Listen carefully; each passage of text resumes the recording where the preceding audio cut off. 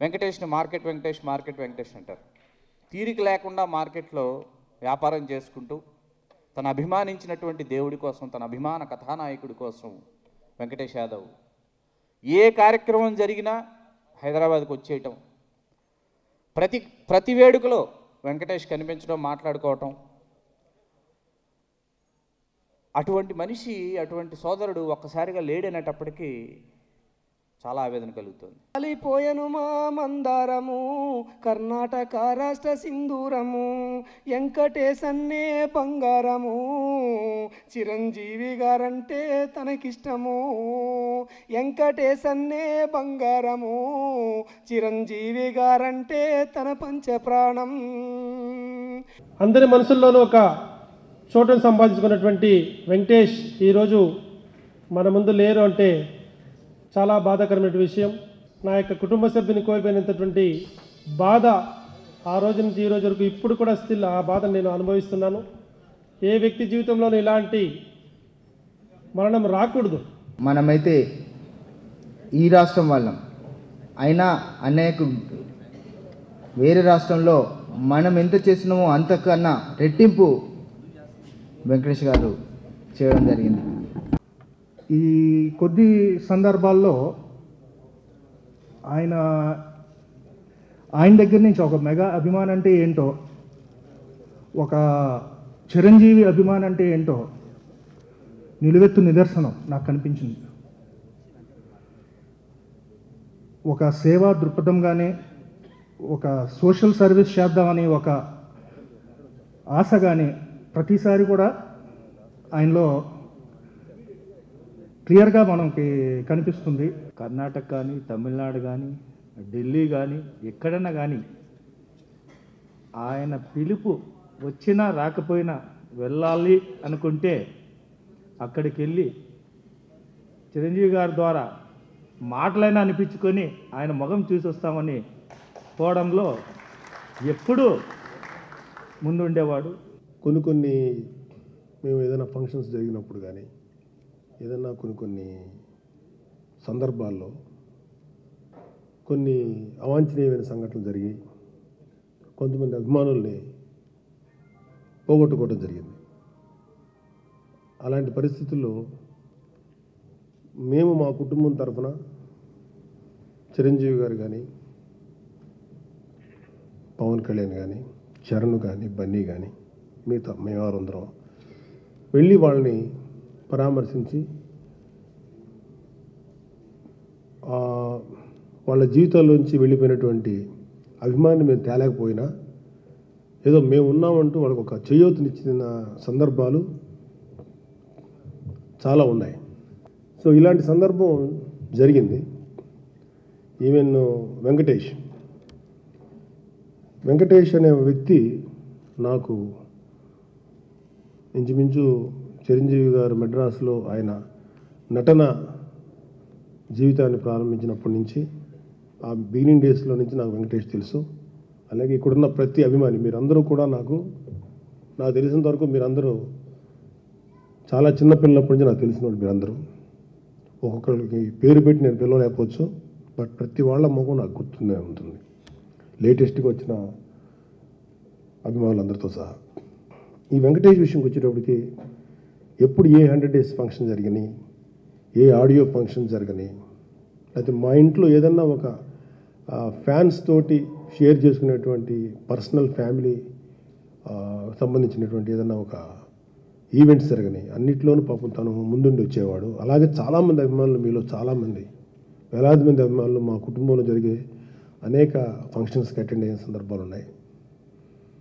దురదృష్టం కొద్దీ వెంకటేష్ అతి దారుణమైనటువంటి ఆ ఉదయ విదారకమైన యాక్సిడెంట్లో తను ఉండటం అనేది నిజంగా అటు చిరంజీవి గారిని కాదు, మమ్మల్ని కాదు, చరణ్, బన్నీ, అంతేకాకుండా మిమ్మల్ని అందరినీ కూడా ఎంత కలిసివేసిందో మేము అర్థం చేసుకోగలం. సో వెంటనే అందుకని ఆ రోజు యాక్సిడెంట్ అయిన వెంటనే అవైలబిలిటీలో నేను కానీ అన్నయ్య కానీ, యాక్చువల్గా యాక్సిడెంట్ అనేది ఆయన యాజ్ ఎ మినిస్టర్గా ఆయనకు సంబంధించిన విషయం కాదు, అది ఒక స్టేటు సంబంధించింది, లేకపోతే ట్రాన్స్పోర్ట్కి సంబంధించినటువంటి విషయం ఆ మినిస్టర్స్ జ్యూస్లో వెళ్తారు. కానీ జనరల్గా వెళ్ళాలి అనేటువంటి ఒక హ్యుమానిటీ దీంతో పాటు ముఖ్యంగా మనల్ని అభిమానించేటువంటి వెంకటేశ్వర లాంటి వ్యక్తి అక్కడ ఉన్నాడన్న మాటకి అన్నయ్య గారు కరిగిపోయి చాలా చాలా బాధపడి వెంటనే బయలుదేరుతూ నన్ను అడిగాడు, వెళ్దామా నా బాబు అని. నేను ఎప్పుడు రెడీగా ఉంటాను కాబట్టి వెంటనే అన్నయ్యతో పాటు కలిసి వెళ్ళి, ఇన్ఫ్యాక్ట్ నేను ఆ స్థలం దాకా వెళ్ళాను. ఇంకా ఆయనకు తప్పదు కాబట్టి ఆయన వరకు చూసి వచ్చి చాలా బాధపడ్డారు. ఏం చేద్దాం నా బాబు అంటే, సరే మిగతా అందరు అభిమానులు ఇక్కడ స్టేట్ వైడ్ అభిమానులందరితో మాట్లాడి ఇమ్మీడియట్గా ఒక ఆర్థిక సాయం కోసం చరణ్, బన్నీ, అన్నయ్య అందరం కూడా రెస్పాండ్ అయ్యి వాళ్ళకి ఆర్థిక సహాయం అందించాం. ఆ రోజు నేను మాట్లాడుతున్నప్పుడు అభిమానులు కొంతమంది బెంగళూరు అభిమానులు కానీ, ఇటు రాష్ట్రానికి సంబంధించిన స్వామినాయుడికి సంబంధించిన అభిమానులు అంటే స్టేట్ వైడ్ అభిమానులు కానీ, వీళ్ళందరూ కూడా ఒకటి గొప్పగా రెస్పాండ్ అయింది ఏంటంటే, మేము కూడా అతనికి ఏదైనా చేస్తామని. ఇవాళ అభిమానులు అందరూ కలిసి ఎంతో కొంత 10 రూపాయలు నుండి 1000 రూపాయల నుండి 1,00,000 రూపాయలు, నాకు ఎంతో తెలియదు. ఎంత స్వామినాయుడు వచ్చింది? టోటల్ అమౌంట్ ఎంత? 6 lakhs. హ్యూజ్ అమౌంట్, యాక్చువల్గా చాలా మంచి అమౌంట్. అంతమంది కలుసుకొని ఇవ్వటం అంటే నాకు ఒక పక్కన నిజంగా వెంకటేష్ లాంటి వ్యక్తిని, మంచి అభిమాని పోగొట్టుకోవటం. బెంగళూరు సిటీ ప్రెసిడెంట్గా ఉండే ఆ వ్యక్తి, అతను డిస్ట్రిక్ట్ మన స్టేట్కి, అతను పోగొట్టుకోవటం ఎంత బాధగా ఉందో. ఈరోజు అతని కోసం అందరూ తలా ఒక చేయి వేసి అతని కుటుంబానికి ఆధారంగా నిలిచి సపోర్ట్గా నిలిచినందుకు అంటే ఒక రకంగా బాధతో పాటు ఒక రకంగా సంతోషంగా కూడా ఉంది, ఒక రకంగా గర్వంగా కూడా ఉంది. ఎందుకంటే నాకు తెలిసినంత వరకు ఏ అభిమాని నటుడి తాలూకు నటులు, మన అభిమానులు కూడా ఎవరూ కూడా ఇంత గొప్పగా రియాక్ట్ అయిన సందర్భం లేదు. ఒకడైతే నేను చెప్పగలుగుతాను, మెగా ఫ్యామిలీ అంటే నేను ఎప్పుడు చెప్తాను అందరికీ, మెగా ఫ్యామిలీ అంటే చిరంజీవి గారు, పవన్ కళ్యాణ్, నాగబాబు, రామ్ చరణ్, బన్నీ, వీళ్ళే కాదు, భారతదేశంలో ఉన్న విదేశాల్లో ఉన్నటువంటి కోటాను కోట్ల అభిమానులందరూ కూడా మెగా ఫ్యామిలీ వ్యక్తులే.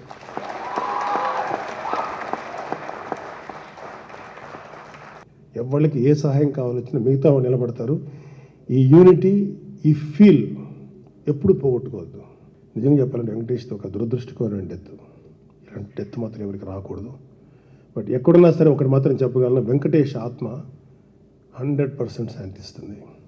దేనికంటే నా మెగా ఫ్యామిలీ అభిమానులందరూ ఏదో ఒక విధంగా కనీసం ఇలాగైనా సరే కలిసి ఉన్నారు. 100% ఒక స్ట్రాంగ్ యూనిటీ వచ్చింది అనేది అది కనుక అతని ఆత్మకు చేరితే మాత్రం నాకు తెలిసి ఎంతకంటే ఆనందం అతను కూడా ఉండదేమో. ఖచ్చితంగా అతను ఏ లోకంలో ఉన్నా ఇది చాలా సంతోషపడతాడు. మెగా ఫ్యాన్స్ అందరికీ తప్పనిసరిగా మనకి కనపడకుండా మనలో కూర్చున్న వెంకటేష్కి అందరికీ, ఇక్కడ కూర్చునే ఉన్నాడు అతను, మనలో ఇక్కడే ఉన్నాడు. అతను ఎక్కడున్నా అతని మనసు, అతని ఆత్మ ఈ మెగా అభిమానుల చుట్టూ, మెగా ఫ్యామిలీ చుట్టూ తిరుగుతూ ఉంటుంది. ఇది నేను మీరు అందరూ దృఢమైన మనకు నమ్మకం. అతను తెలిసిన ప్రతి ఒక్కళ్ళు ఇది నమ్మి తీరాల్సిందే. ఎవరైనా సరే ఇవాళ మంచి కార్యక్రమాలు అయినా చేసి ఫాలో అవుతున్నారంటే అది కేవలం మెగా అభిమానుల్ని చూసే ఇది జరుగుతోంది. ఎవరు ఏ హీరో అభిమానులు ఎవరు ఏం చేసినా, మంచి పనులు చేసినా, అభిమానులు అంటే ఊరికే ఆ గేట్ల దగ్గర హౌస్ఫుల్ చేయడానికిను, అక్కడ అలర్లు చేయడానికి, ఓపెనింగ్ దండలకి ఇది కాదు బాబు. అభిమానులు అంటే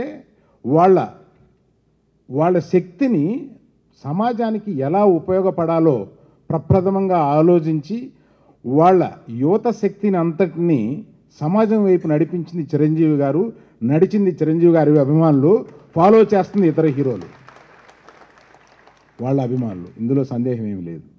మన అభిమానులు ఇతరులే కాకుండా ఒక చాలా కల్చర్డ్ అభిమానులు ఎవరంటే మన అభిమానుల్లోనే కనిపిస్తారు. ఆ సంస్కారం మనకే ఉంది. ఏంటంటే ఇప్పుడు మన రాష్ట్రంలో మనకేదో జరిగింది, మన రాష్ట్రంలో ఒక రోడ్డు జరిగింది, మన అభిమానికి జరిగింది కాదు. ఎక్కడో ఉత్తరాఖండ్లో అసలు ఆ రోజు రియాక్ట్ అయిన విధం, వాళ్ళ ఆ స్టేజ్ మీదకి ఒక్కొక్కళ్ళు లక్షల మీద వేల మీద చెక్కులు తీసుకొచ్చి ఇచ్చిన విధం చూస్తే నాకు అనిపించింది అనమాట, ఏమిటిది, ఏంటి, ఎక్కడో ఉత్తరాఖండలో ఎవరో చనిపోతే వాళ్ళకి మనం కనెక్ట్ అయ్యి ఇది మన దేశంలో జరిగింది అని అంత రియాక్ట్ అయ్యి తీసుకొచ్చి చిరంజీవి గారికి ఆ రోజు అన్ని లక్షల రూపాయలు, ఎంత 18 లక్షలు, యాక్చువల్గా 18 లక్షల చిల్లర ఆ రోజు తీసుకొచ్చి ఇచ్చారు. ఆ తర్వాత కొంతమంది విడిగా తీసుకొచ్చి ఇచ్చారు, ఇంకొక 5 లక్షల రూపాయలు విడిగా కొంతమంది తీసుకొచ్చి ఇచ్చారు. ఆ రోజు చేరలేని వాళ్ళు, ఏదో ఆ రోజు చేరలేని వాళ్ళు తర్వాత తీసుకొచ్చి ఇవ్వడం, ఇదంతా కలిపి తీసుకుని వెళ్ళి ప్రైమ్ మినిస్టర్ గారికి ఇవ్వడం, ఇదంతా చూస్తే మన అభిమానులకి ఒక సంస్కారం విడిగా ఉందండి. ఆ సంస్కారాన్ని మనం నిలబెట్టుకోవడం కోసం కానీ, దాన్ని ప్రతిధ్వనించేలాగా చేయడం కోసం కానీ, మనం ఇటువంటి వెంకటేష్ లాంటి అత్యుత్తమ అభిమానికి ఇలా జరిగినప్పుడు మీరంతా ఇవాళ ఎందుకంటే వచ్చి మీరు ఎందుకు ఇచ్చి అతనికి మేము ఇచ్చాము, ఇంకా ఇవ్వబోతున్నాము, వాళ్ళ అమ్మాయిలను చదివించబోతున్నాము, ఇవన్నీ చేసినా కూడా అభిమానులు కూడా తమ వంతుగా వచ్చి మేము ఇవ్వాలి అని ఒక కుతూహలంతో ఇంత దూరం వచ్చి ఈ పని చేయడంలో మీకు తప్ప ఎవరికి ఆ సంస్కారం లేదండి. మీకు నమస్కారం. యాక్చువల్లీ 3 రోజుల నుంచి ఇంట్లో పడుకుని ఉన్నాను, ఒంట్లో బాగాలేదు, బ్యాక్ ప్రాబ్లం ఏదో వచ్చి.